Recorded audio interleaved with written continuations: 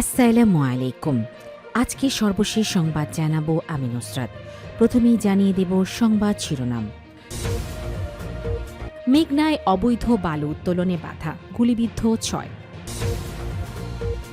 বাগেরহাটে কুপিয়ে যুবকের হাত পা বিচ্ছিন্ন।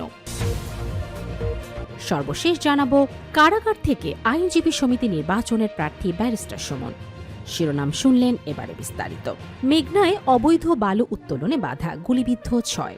ব্রাহ্মণবাড়িয়ার নবীনগর উপজেলায় অবৈধ বালু উত্তোলনের প্রতিবাদ করায় অস্ত্রধারীদের গুলিতে অন্তত 6 জন আহত হয়েছেন। রোববার 22 ফেব্রুয়ারি সকালে উপজেলার পশ্চিম ইউনিয়নের চরলাপাং গ্রামে এই ঘটনা ঘটে।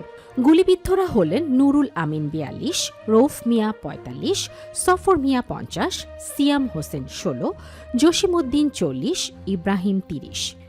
তাদের প্রথমে নবীনগর উপজেলা স্বাস্থ্য কমপ্লেক্সে নেওয়া হয়, পরে উন্নত চিকিৎসার জন্য ব্রাহ্মণবাড়িয়া জেনারেল হাসপাতালে ভর্তি করা হয়েছে। চিকিৎসকদের মতে তারা সবাই সররা গুলিতে আহত হয়েছেন এবং কারো অবস্থায় আশঙ্কাজনক নয়। নবীনগর উপজেলার স্বাস্থ্য ও পরিবার পরিকল্পনা কর্মকর্তা মোহাম্মদ হাবিবুর রহমান জানান, 6 জন গুলিবিদ্ধ অবস্থায় স্বাস্থ্য কমপ্লেক্সে আসেন। প্রাথমিক চিকিৎসা শেষে 4 জনকে জেলা হাসপাতালে পাঠানো হয়। পুলিশ ও স্থানীয় সূত্রে জানা গেছে, চরলাপাং গ্রামের পাশ দিয়ে প্রবাহিত মেঘনা নদী থেকে দীর্ঘদিন ধরে একটি প্রভাবশালী চক্র অর্ধশতাধিক খনন যন্ত্র দিয়ে অবৈধভাবে বালু উত্তোলন করছে।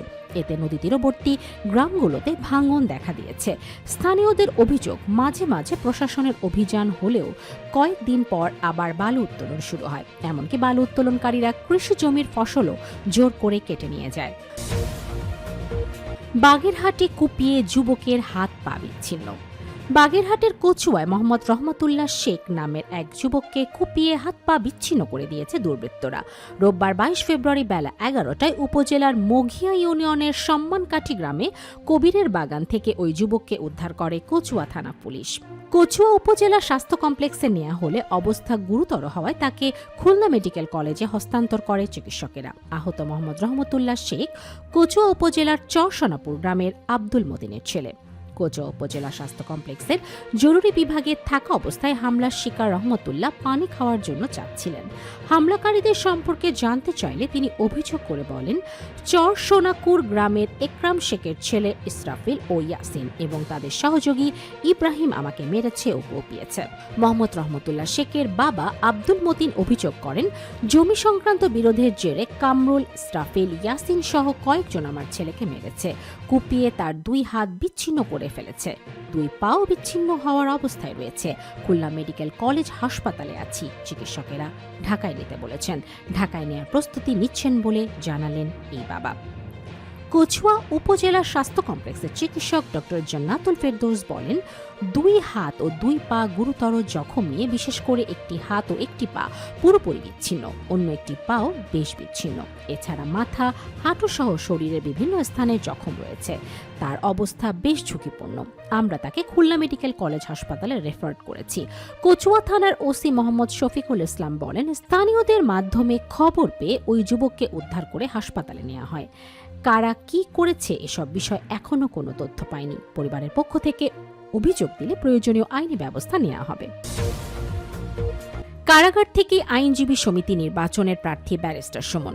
বাংলাদেশ সুপ্রিম কোর্ট আইনজীবী সমিতির SCBA 2026-27 মেয়াদের নির্বাচন আগামী 11 ও 12 মার্চ অনুষ্ঠিত হবে। এবারের নির্বাচনে আওয়ামী লীগ সমর্থিত প্যানেল থেকে সম্পাদক পদে প্রার্থী হয়েছেন দেশের আলোচিত আইনজীবী ও সাবেক সংসদ সদস্য ব্যারিস্টার সৈয়দ সাইদুল হক সুমন। বর্তমানে কারাবন্দী থাকলেও তার সমর্থকেরা প্রচারণায় সরব ভূমিকা পালন করছেন। ব্যারিস্টার সুমনের নির্বাচনী প্রচারণায় তাকে অকুতোভয় জননেতা হিসাবে উল্লেখ করে বলা হয়েছে, হত্যা, জেল জুলুম, লুণ্ঠন এবং মব জাস্টিসের বিরুদ্ধে তিনি এক প্রতিবাদী কণ্ঠস্বর। সমর্থকদের দাবি, সুশাসন প্রতিষ্ঠা এবং ন্যায় বিচার নিশ্চিতের লক্ষ্যে কারাগারের অন্ধকার প্রকোষ্ঠের থেকেই তিনি আইনি অঙ্গনের মর্যাদা রক্ষার লড়াইয়ে নেমেছেন।